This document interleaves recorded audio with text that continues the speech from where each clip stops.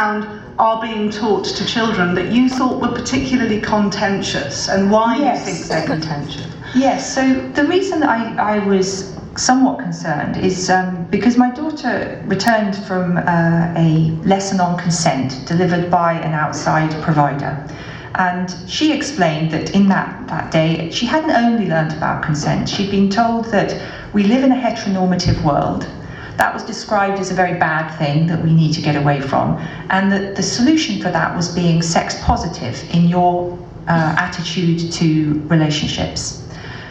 So I'm going to stop you there. So you've mentioned relationships in the context of sex, but we know that relationships education is ostensibly different from sex education because you can pull your kid out of one and not the other. So you're already blurring them up as you speak, but that's because this is the nature of the beast that you're fighting. Well, yes, I think in some ways you could say that at DFE and policy level there has been a little bit of preparation to maybe keep it a little unclear to parents.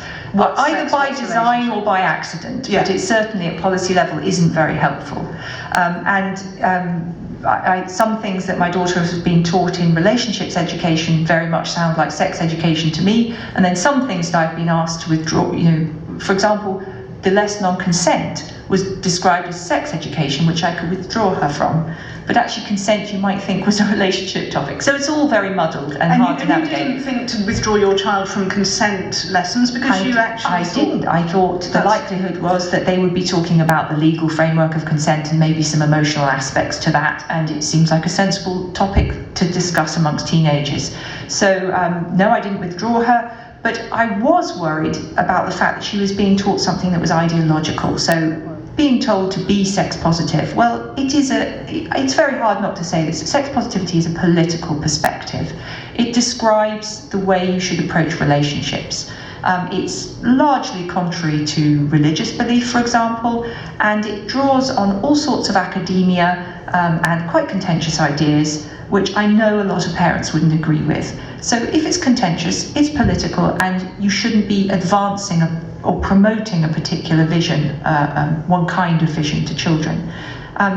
So that's what sort of set me researching a little bit. What actually does this charity mean when they come to tell my child, don't be heteronormative and make sure you're sex positive? What are they training her to think and do? What are the implications of these positions? Yeah, and I therefore had a look at the website of the provider, and there they had some example lesson plans.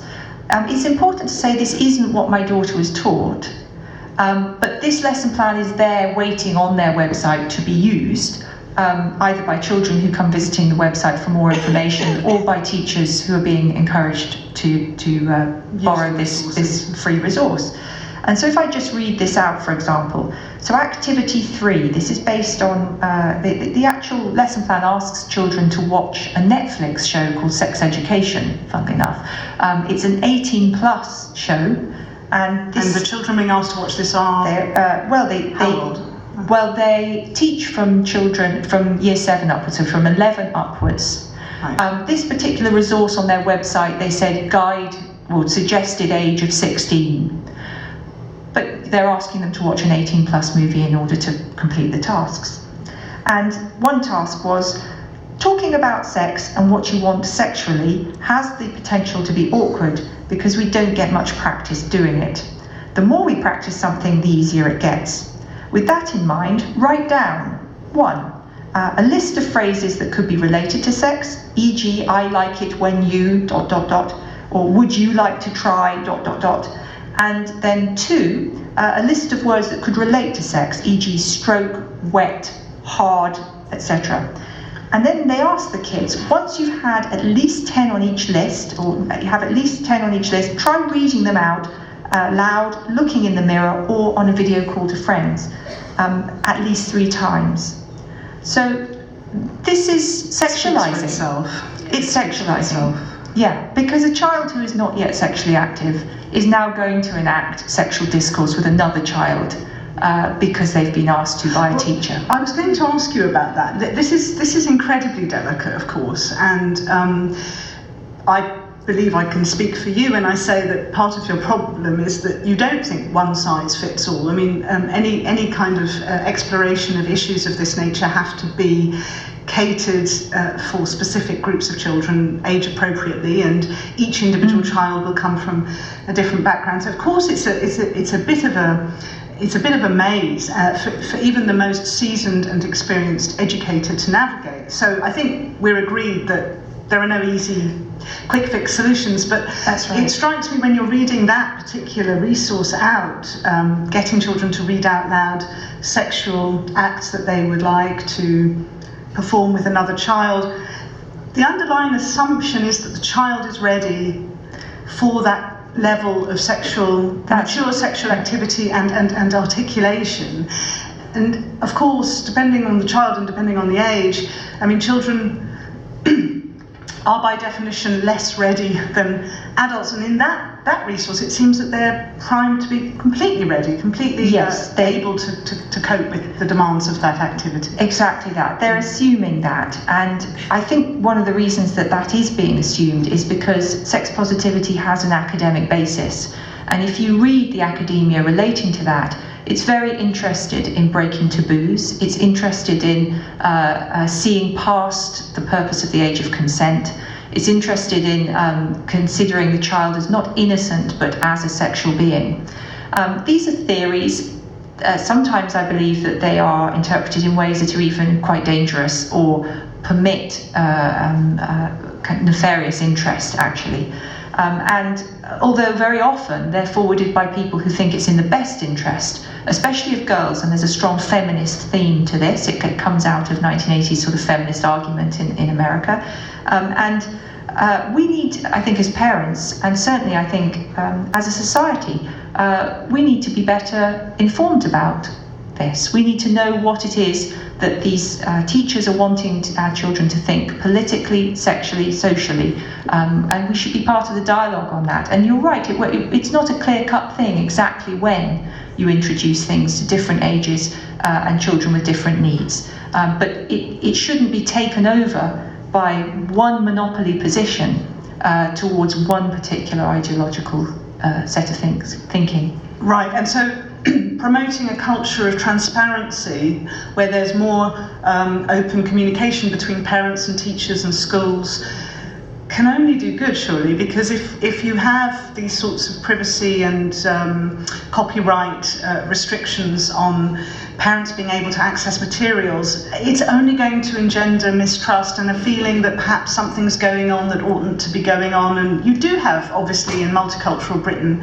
a wide range of parents with different concerns and sense of propriety as to what is age appropriate and indeed what schools should be taking it upon themselves to teach. I mean, I think a lot of parents still, in this day and age, see that they have a strong role to play in deciding when a child is ready for certain conversations. So it can be a bit galling to have that all taken away and dealt with behind closed doors, so to speak. Yes, absolutely. And I think that we're heading towards, heading down a path that we can probably see ahead of us is very much happening in America. There is political argument arriving at the school gates.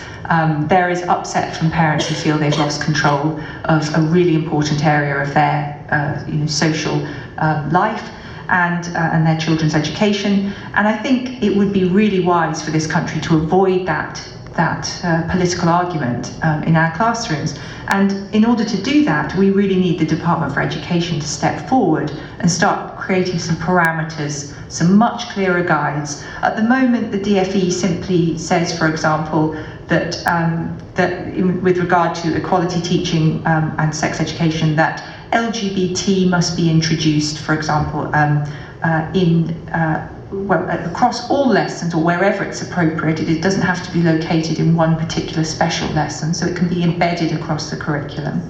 And that must be taught at a timely moment by all schools. And then it just really stops. That's all it says. And that's an open door for anything from very extreme ideas to things which are age inappropriate and which activists want the children to believe.